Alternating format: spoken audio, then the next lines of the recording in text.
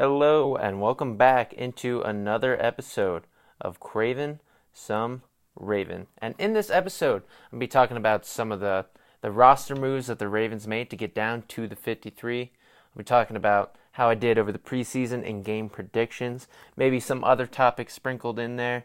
Who knows where this episode's going to go. I don't really have a plan at all, but I wanted to talk about the Ravens 53-man roster. Because first and foremost, I wanted to get my prediction out there at least on a podcast and record it. So it's like, oh, you were lying when you said this, but I was not able to get it out in time. I was going to try to record on Friday, but I was not able to. And the Ravens had already started making roster cuts, and it was like too late. They had already made some big moves that I thought they would have made. So it was just a little bit too late, and I would have been like, oh, well, you already know a few of these roster cuts, so how do you know? Either way, I'm going to break down some of this stuff going forward, where I was right, where I was wrong, because I was wrong on, I think, only a couple players. But with that being said, let's just get into it. So some of the notable cuts were Michael Floyd, Shane Ray, Willie Henry, and all three of these guys, I didn't think they were going to make this team. I didn't have them on my 53. Now, like I said, I didn't put out the podcast, but I've said in previous podcasts about why I don't think they're going to make this roster, but I didn't put it out on at least a final 53 episode. So getting into it, obviously Michael Floyd, he started getting better, especially in that third preseason game, but he didn't play in the fourth preseason game, and he really would have needed that game to really bolster his spot. And he did a little bit too little too late, and you have to make plays in training camp to get the coaches on your side, and he just, I don't think, did enough. And he is a veteran, so it would have been nice to have a veteran presence, especially someone of his age, because we are very young at the wide receiver position. But you need to at least contribute somewhat, and he just didn't have it. Doesn't have it anymore. I know he had issues. I think he got a DWI or something. So I feel for your buddy. I got the same, but you are a professional football player, and all the eyes are on you, and you make good money, so Uber isn't a big deal. So with a guy like me, it was just, I don't want to pay for an Uber, and you get caught and end up spending over $4,000 in legal fees. So people, don't drink and drive. It's not only is it dangerous, but it costs a lot of fucking money and is very inconvenient. Interlocks are the worst. Either way, that's not what this video is about. Just I understand what Michael Floyd went through, as I am an athlete too, as on the NFL scale. No. Getting off of Michael Floyd and this whole topic, because I don't want to keep talking about it. Shane Ray was also cut, and I had talked about it in most podcasts when it comes to the preseason, that Shane Ray is going to have to show me more. He's going to have to show this fan base and the Ravens front office that he can still play at a high level, and he just couldn't. He wasn't able to do it. So it was no surprise to really anybody who follows the Ravens. The only people, I guess, that it would be a surprise to is people outside of the organization, people who aren't fans of the Ravens, because they see the name Shane Ray. That's a big name. He was a first-round draft pick by the Broncos, and he had success in Denver, but he was eventually cut, and we ended up picking him up, and there's a reason Denver cut him. He just not cut out for it. He just doesn't have the same production, same speed.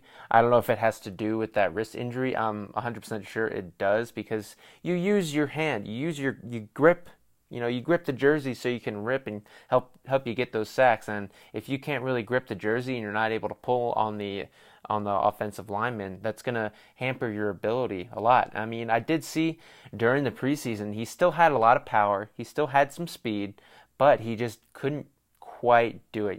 He's just a step too late every single down. So that obviously went towards his demise on not making this team. And like I said, it wasn't a shock to me. It wasn't a shock to a lot of people following the team, but to people around the country who aren't fans.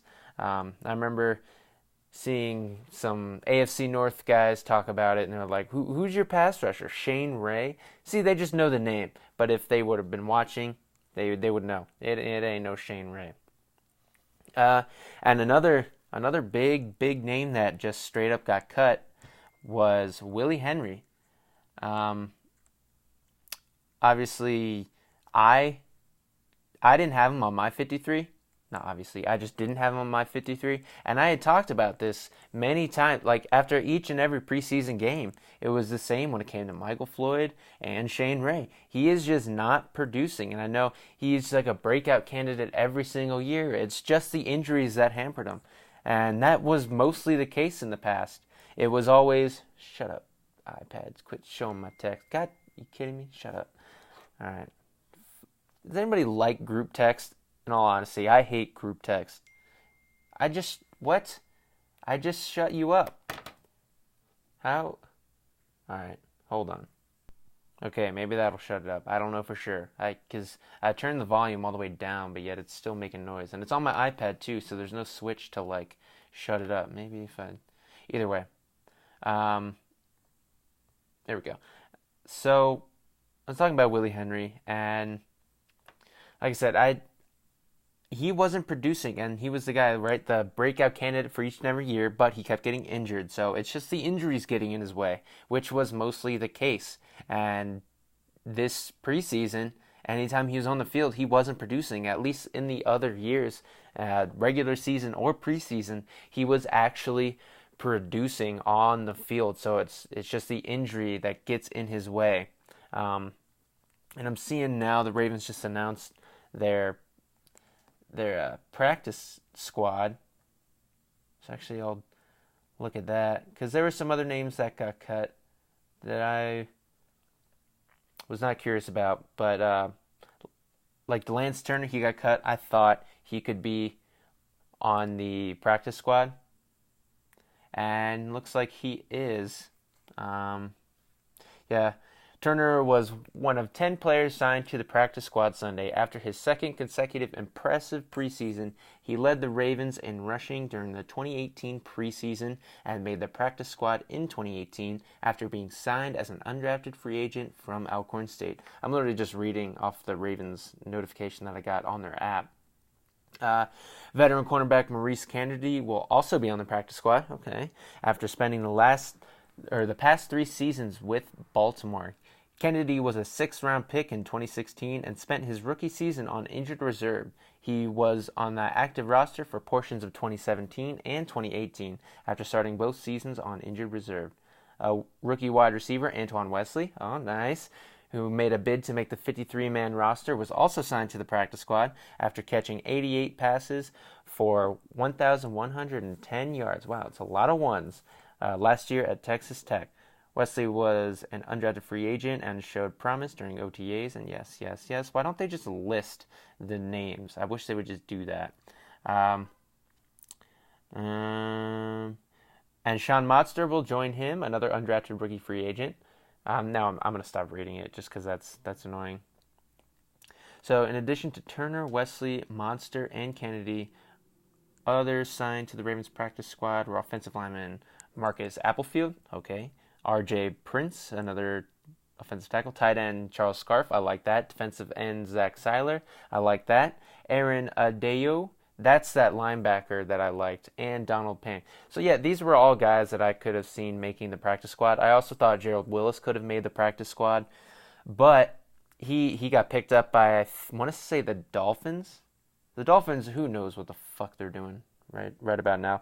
But, I thought maybe Maurice Kennedy wouldn't be able to get through into the practice squad. I thought someone might pick him up, but obviously everybody saw what he did in this preseason and was not happy. Same with Lance Turner. I thought that might be a sketchy proposition. But the Ravens will be entering the year with only 3 running backs on the active roster in Mark Ingram, Gus Edwards, and Justice Hill. Now, whether you want to consider Patrick Ricard, I guess you could consider him a tight end or a fullback. But, just these 3 guys. And Kenneth Dixon, actually, he is on injured reserve. So I thought that was a very interesting move. So let's talk about some of the guys before we get into those players that made the practice squad, I'll get into them individually, but I wanted to get into where I was wrong on the 53-man roster. Uh, One of the guys that I got wrong who made the 53 was because I wasn't wrong about anybody not making the team, if that makes sense, but I was wrong about some players making the team. Greg Sonat, tackle, backup tackle, I guess. I had him off my 53 because I thought I liked what I saw from the other linemen. I didn't think they were going to keep as many as they did. I think they kept 9, and I thought I had them keeping 8. With Greg Sonat, he is a backup tackle. We don't have many strictly backup tackles, so I think with the absence of Jermaine Illuminor, they really needed a guy just in case to back up. Now, he's not a proven product, but he's shown promise to the coaches, I guess, that they saw that it was necessary to keep him on the roster. He had a few holding calls in the preseason, but I thought he held up pretty well. There was a few times that he got shook a little bit, but that's why he's a backup. I wish we had more depth at tackle and really in general on the offensive line, but that's I don't know, that's a problem around the league. So that's just an issue with everybody's team, not just the Ravens. The offensive line play has decreased, or every other position has gotten better throughout time, and the offensive line, they're just not as good coming out of college. I think that might be due to the spread kind of system. They're not needing to have these huge bullying blockers, and frankly, these big tall guys, I'd rather be a little bit skinnier and play like tight end, I guess. But the big uglies, not as good as they used to be. So Greg Sonat, I was wrong about him. Another player I was wrong about, I did not have Iman Marshall. I did not have him making the 53. I thought he was going to be IR'd, and so they ended up putting him on the 53, and he hasn't played yet. So they could still put him on IR. Maybe they wanted to put him on the 53, then they can IR him and designate him to return. So further down the year, he can return to the roster, even though I don't see him being a huge contributor this year. But I thought they would have done some of those weird, sketchy kind of draft moves or roster moves that they kind of do with some of these bubble players, especially rookies who aren't necessarily going to be or seen to be a huge contributor. I thought he was a perfect candidate to be IR stashed. So I did not have him making this roster. Also, Justin Bethel, I did not have him making this roster. Now, I thought he was going to play for us this year, but I thought they would have cut him and then bring him back to try to work that compensatory pick formula type thing. But, I don't know 100% how that system works. I should probably look into that and maybe try to learn about how all of that works, how you can kind of find these loopholes. But I did not have him making the final 53-man roster. I just thought they would do another one of those weird, tricky roster moves, and he ended up not being on the team. But I was wrong about that, I guess. Nothing wrong with that. But everything else I was correct in. I did not have Irvin. What's his name? Tyler Irvin. I did not have him making the team, even though I thought he was the better return man, better punt returner than Cyrus Jones. But they like Cyrus Jones' upside on the defense more than Turner's upside on the offense. I also did not think that Kenneth Dixon would make this team. But they ended up putting him on IR, which I thought was interesting because I don't think he was injured enough to technically be on IR. I guess they can't have him return, so his season is done. So I guess they're hoping for next year, and then hopefully someone signs him next year. Hopefully we can kind of get something for him next year. That's a wait and see type thing. This preseason, Kenneth Dixon, I mean, he looked pretty good in his runs, but 2 of those games, I think against the Packers, maybe? No, I don't think he played against the Packers, but against the Jacksonville Jaguars and against the Redskins, he came up limping. And so it's just a matter of time before he gets hurt and gets injured, Say the same thing twice. But, before he loses time due to injury, it's just what you get with him. Now, he's a great runner, obviously. He can cut on a dime. He looks good in the run game, but he keeps getting injured. That it's derailing his career, and I don't see that ever going away now after seeing those 2 games where he once again missed some time. Obviously he came back in both games, but you come up limping. It's like, come on, man. Not looking good for a guy who's seen to be injury prone. Yeah, you came back in the game, but you still left the game for a moment because you tweaked something. And at what point does the tweak become too severe and you got to go on IR anyways? Yeah,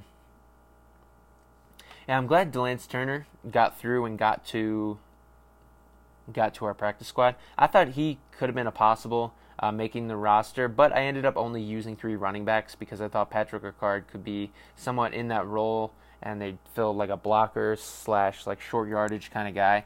And I just thought the Ravens might only keep 3. And because I really like Delance Turner. I like his huge, big playability. I can see a scenario when they bring him up at some point during the regular season. I would not be shocked about any of that. I'm kind of all over the place, but because talking about guys that I missed on, who made the team, who didn't make the team, just kind of all over the place, just talking about individual players. But, there's no schedule to this thing. If you're listening to this, you are a huge Ravens fan, just like me, and you just want to hear someone talk Ravens football. I.e., the reason, because this is craving some Raven, baby. You're craving some Raven football, all right? Okay.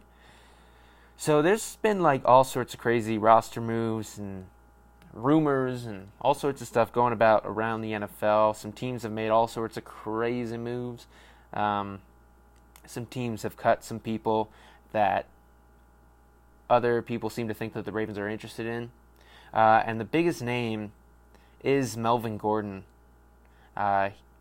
Because he was... he's been doing this whole holdout thing. He wants to get paid like over $10 million a year, and the Chargers are doing the right thing and saying, nah, you ain't worth that. Because me personally, I don't think he is. But he recently was approved by the team to go ahead and seek trade offers. So with that, he is now able to see what another team is willing to give up, seeing what teams are willing to pay him, so that he can go and make the most of the football he's got left. And for that reason, I wanted to stay away from him in fantasy, and this is kind of like off, like a different topic somewhat. But I in fantasy football, I've been just staying away from him just because I have no idea. I don't trust this. But in this past draft that I did actually last night, I ended up picking up him in like the 5th or 6th round. I forget, because that news. He's most likely going to get traded. Now, it's still a possibility that he stays with the Chargers, but it's really likely that he ends up going to a different team and a back-needy team. I don't know which team. I haven't really broken down which team I think he'll go to, but someone's going to give up a lot because they think he's a dynamic runner, which he is, but he's not as good as he thinks he is. The running back position is devalued for a reason. And he is one of those reasons because he's trying to get paid way too much for maybe only a little bit better than someone else, than like an undrafted free agent type guy. The difference isn't that much, but the price is way different. So it's just not equivalent to what the worth is. But so I ended up drafting him in my fantasy. So I'm hoping he goes to a good team, and because if he goes to a running back needy team and they run him the ball, a team that runs the ball. They're going to end up, he's going to end up being one of the, at least the top 10 fantasy running back for sure.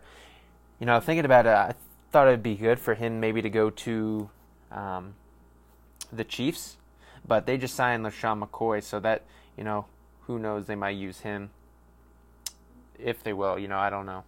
We'll have to see.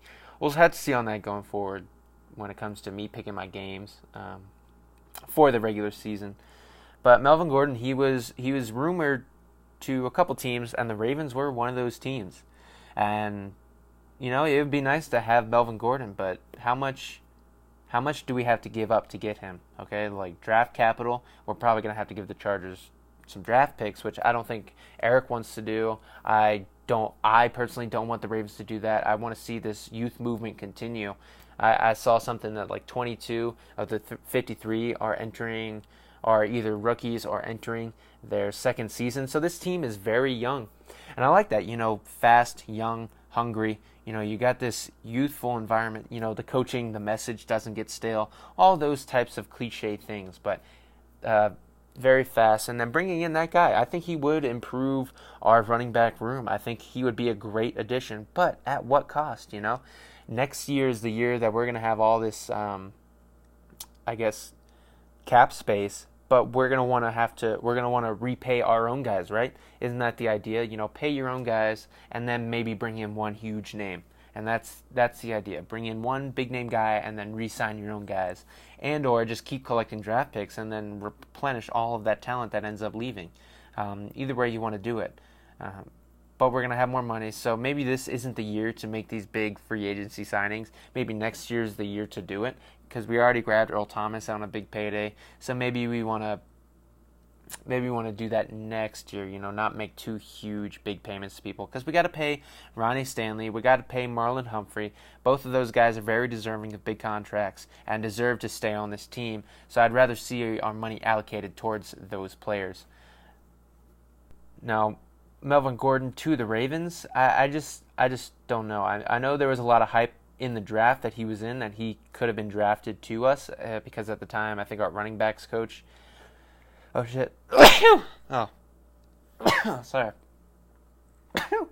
if I blew out your ears on that first one, trying to subdue the sneeze, but the shunning on a sneeze. But yeah, our running backs coach was, I guess, his running backs coach at some point. But Melvin Gordon, he's been injury prone himself, and we just put Kenneth Dixon on IR for the same reasons, producing very well during the season, but just can't stay in the game, and that has been Melvin Gordon's issue. Now he would enter a running back by committee, so that maybe that would help him, and he is electrifying, but the improvement that would come to the running back position doesn't outweigh what we would be paying for him, which is what I think. So I hope the Ravens don't do this. I'm not going to be mad if they do, because technically I think they will improve the team, but I just think it'd be wiser to not do that. Don't blow your load on a guy who is injured, which that just sounded gross, but your money load, I guess. Just wait, pay your own guys, because left tackles, they go for premium, like Ronnie Stanley. He's going to end up being the highest paid left tackle, because that's what happens. Anytime you got a premier guy, if you got a top 10 player and you want to pay him, you're paying him number one money that year. Later on, a week later, someone could break that, but that's just the way it goes. If you have a top 10 talent at any position, which we do, and also Marlon Humphrey, they're going to have to become the highest paid player at said position. But, the salary cap, it goes up every year. So I wish they just reported contracts on a percentage basis. I have talked about this in a previous podcast. So I wish they would just say, all right, the quarterback's taken, and I think I equated it, if you just pay the quarterback 12% of your salary, that's good fucking money. And then it doesn't hamper your entire team. Give the left tackle 5%, give your top corner 5%, give, all your star players, 5%, and kind of work from there. And then that's how do you want to build your team? Do you want to go corner heavy? You want to go defensive line heavy? Do you want to go offensive heavy, quarterback heavy? That's what they have to deal with. But I had no idea where I was really going with this. But so I guess getting back to the 53 a little bit more. So our streak continues with undrafted rookie free agents making this team, and the two players to make it were Patrick McCarry, let McCarry this team, and Otara Alaka. I thought both of these guys were going to make this team, especially towards the end of the preseason there. So I was right about them, because I had them on my 53. No other undrafted rookie free agents, so I'm glad I got that right. It's just the proof is in the pudding. You watch the same games that the coaches do. Obviously, they have more access to them in practice, and they can talk to them and see what is their personality like. But if you're going based off of on the field production, it's hard to mess. It was hard to mess that one up.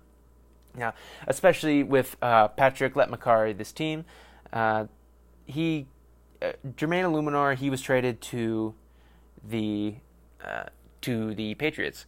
So obviously that left an open spot at the left guard position, who he was kind of slated to start. Now he never took the starting spot per se, but it was a question up in the air. And Makari came on towards the final half of the preseason, and he was playing pretty freaking good. I don't know if he'll end up being the starter.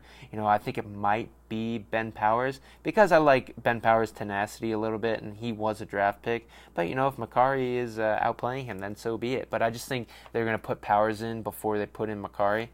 Or maybe another scenario is they'd like Powers at right guard so that him and Orlando Brown can be on the same side of the line like they were in college, and so they already kind of have that chemistry going.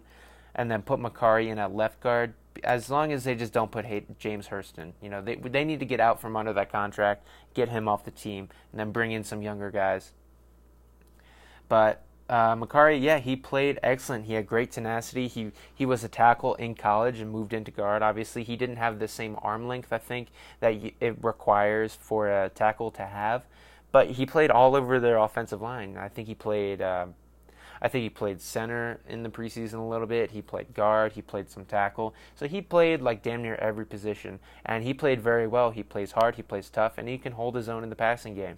So, that was a good pickup. And I'm glad they got some promising young offensive line talent.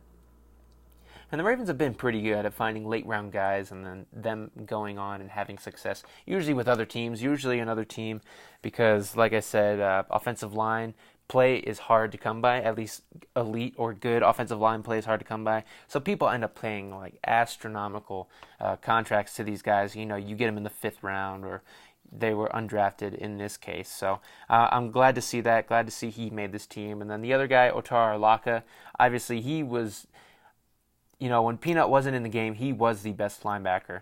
I know Chris Board didn't really play towards the end there, so didn't really get a chance to see him. But Kenny Young, when he was in there, he's got getting off Alaka a little bit. Let me talk about Kenny Young, because he was promising his rookie year, very promising. But this preseason, motherfucker, wrap up. Like, what is he doing? Like, he goes for the big hit, but he doesn't wrap up. There was like 3 games in a row where he had a guy over the middle and he had a chance to make the tackle, maybe stop him before the line to game, stop him before the first down marker, or at least get him down right then and there. But he just throws a shoulder in him, and then people bounce off. You have to wrap up. Use your arms. Fit, lock, lift, and drive. That is like the first thing you learn if you start football at age 7. They tell you fit, lock, lift, and drive. I don't know if they still teach it like that, but that's how I was taught. And that's, you put your arms around them, fit, and then you got to lock it out so that they don't get away from you. And then, if you can, lift and drive them into the ground. And Kenny Young, he doesn't have good fundamentals when it comes to tackling. I'm sorry. I've seen it time and time again. And even when he technically makes a tackle, he's bouncing off of him still, and the guy gets tripped up. And that is not something I like to see. It's almost like Kenny Young regressed this past season. I don't know why. I don't know how. But, he's still fast. He's still in position. It's just he's not making the fucking tackle, man. Come on, Kenny Young. So unlike Otaro Alaka, who is a very sound tackler, very fast getting to the point of attack, can diagnose a play, I think he might start over Chris Board. Just because, but that's kind of recency bias because I haven't seen Chris Board play recently. But I really liked what Otaro Alaka did. Big, fast, and mean. That's what we kind of need. Because he kind of is in that C.J. Mosley type role where he's a better hitter than he is in coverage, I guess. So that's all I can think of right now when it comes to the 53. I saw Corey Vedvik got cut. Woo! Get fleeced. I never really heard that term before until people were talking about. I guess I'm not part of the young crew.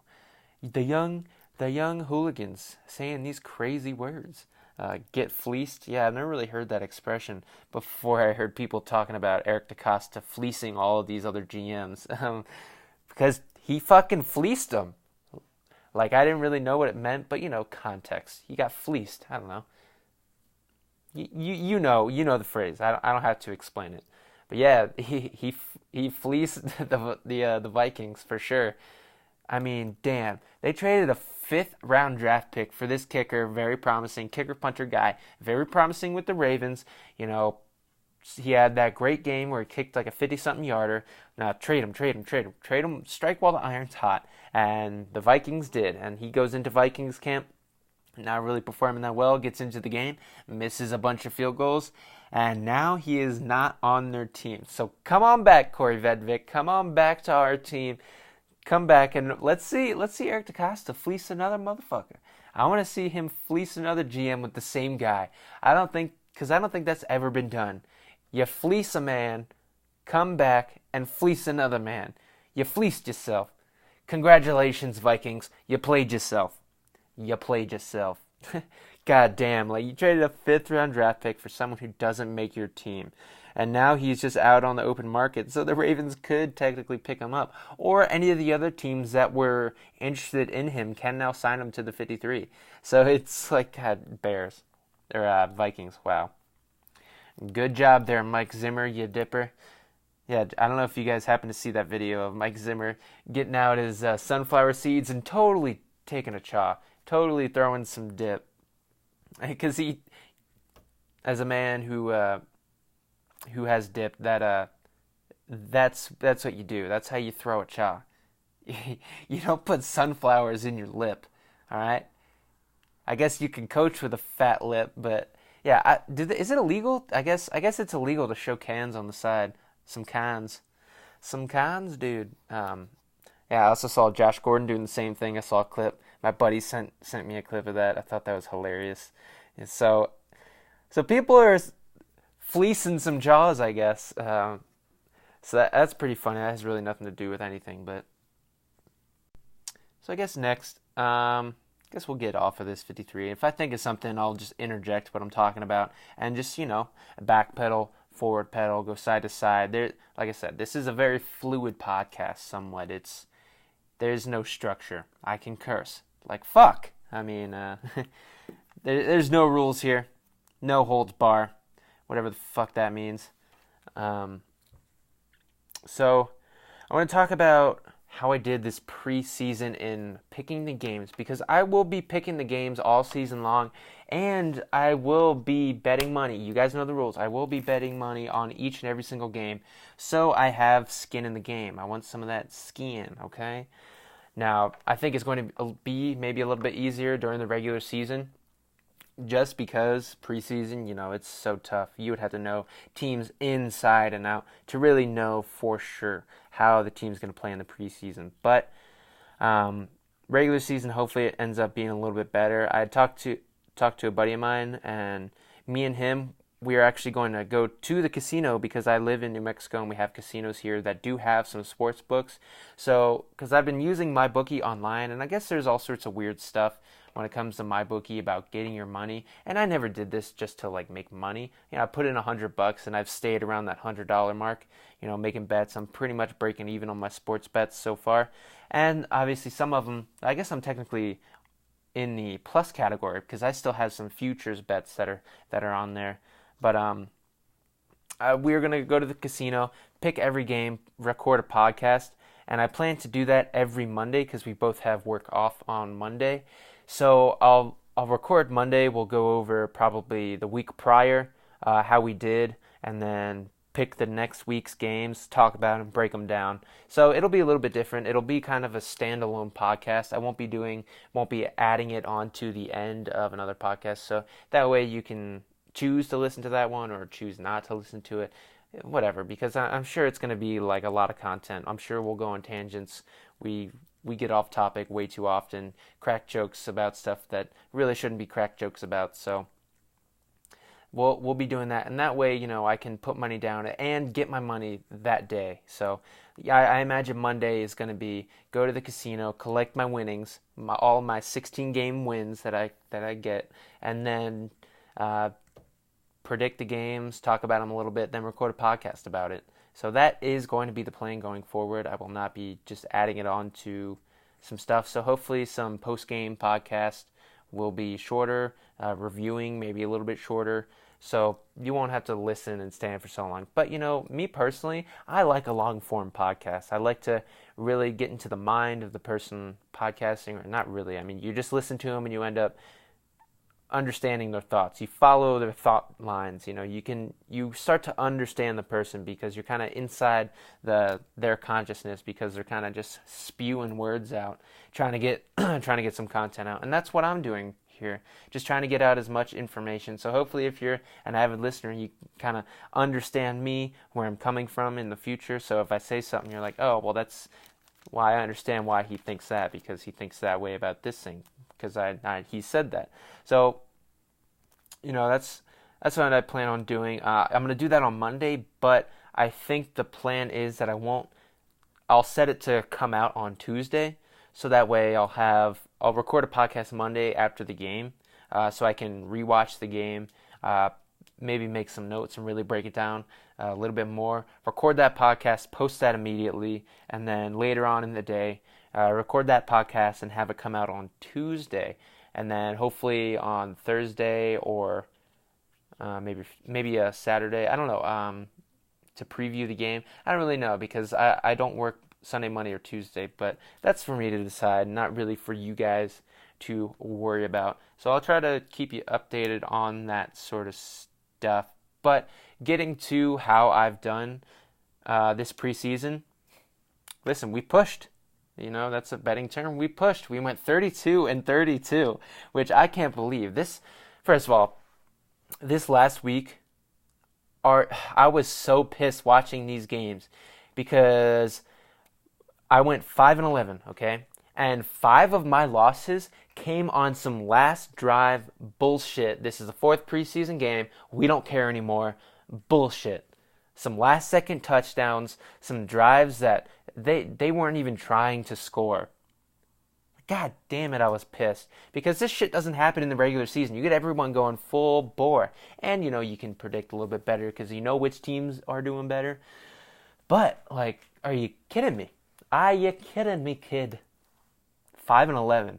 So, I ended up, because the first week was also a fuck week. 6-10, awful. First week, 6-10. Last week, 5-11. But the meat and potatoes of the preseason, when it's easier to predict, went 11-5 and 10-6.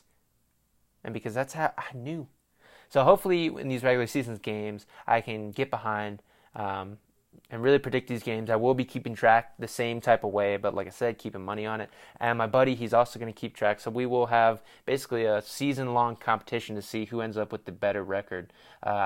I'm going to try to pick my games before he picks his, or before we discuss it, so that way he doesn't affect my judgment too much, so we don't have the same games. But with that being said, I mean, I'm ready for this season, where finally it's nothing but regular season football from here on out. Saw some college, dude, that Oregon game, that comeback at the very end, god damn, are you kidding me? So exciting. Football's back, baby. The first week of college is already in the books. You saw Maryland go up 79-0. I was watching probably from the middle to the end of that game. I went into it, didn't see the score. I was just watching it on a Reddit stream. And I don't know what Howard is, if they're even Division I, but holy shit, 79? They almost broke the record of 80 points. And I mean, they very easily could have, but they just ran the whole second half. They passed maybe 5 times that whole second half. Goddamn. So hopefully the Terps kind of have a good year. They are in the Big Ten. I think they've kind of subtly just improved. And I don't really follow them too much, but I will watch the game if I have the ability to. If my work's a little slow, or at least my run times on my parts are a little bit longer, I can pull up a stream and kind of go back and forth, throw a part in the machine, press a button, let it go for 20, 30 minutes if it's a long taken part, or if it takes a long time. If you don't know, I am a machinist by trade. So what I do is I just make parts out of metal, plastic, really any material. So people come up to the company like, hey, I need this made, and we're like, all right.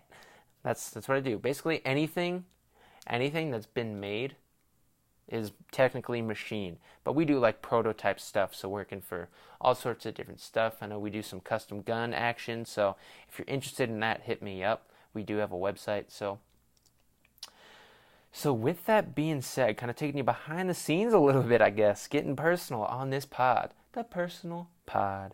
Um, but yeah, man, 53 is in. It's not done. I'm sure we're gonna sign somebody. Someone is gonna get traded. There's gonna be roster moves. The roster is never set in stone. Not even in pen. Um, it's in pencil until like week 10. So getting excited for this year, man. This is it, man. Lamar Jackson. I've already said multiple times, MVP. I'm gonna record another episode, I think, before the season starts, trying to say why Lamar Jackson is going to be an MVP. And that one, that one's gonna go off the rails, but I am gonna try to have a syllabus, kind of write my points down, try to have basically a dissertation on why Lamar Jackson will be an MVP this season. Or not maybe this season, but he will be an MVP at some point. And I think he's going to be in the MVP discussion this year. I think he just doesn't quite get over that hump. I think he does improve in the passing game this year, but next season when he takes the final step towards being that consistent passer, and this year he's just going to continue to dazzle with his legs, and that's really what it is, why he's going to be in the MVP discussion, because he's just so electrifying. But I'll save more of it for the podcast, but that's a little taste of it. A little eensy-beensy taste. So I guess I'll just leave you there. We're at about almost 42 minutes, 41 and a half minutes. So that being said, if you like the podcast, please like it. If you're listening on YouTube, give a comment if you're on YouTube, notifications as well, so you never miss a podcast. Or if you're listening on a podcasting app like iTunes or Google Play, Spotify, Stitcher, if you're listening on those, please give me like a 5-star review. I can't tell you enough how much that helps. I haven't gotten enough to get enough help to get higher up in the standings. So because then it's a snowballing effect. If once you get on the first page, then people will click on it more and more, trying to get the pod out there. I love making this content. I love talking Ravens football. I know I don't make any money on this right now, and I love doing it for free. Actually, technically spending money for my RSS feed, and I guess what it costs to get the equipment, which is just a little lavalier mic. But I love doing it. It is a hobby for me. It is not a job. If I started making money, I would definitely make it a job, because I love doing this, trying to make it a little bit more professional. But right now we're just loose cannoning right now. So who knows? I'm glad you could listen to this and listen to my journey in the podcasting game and my love of Ravens football.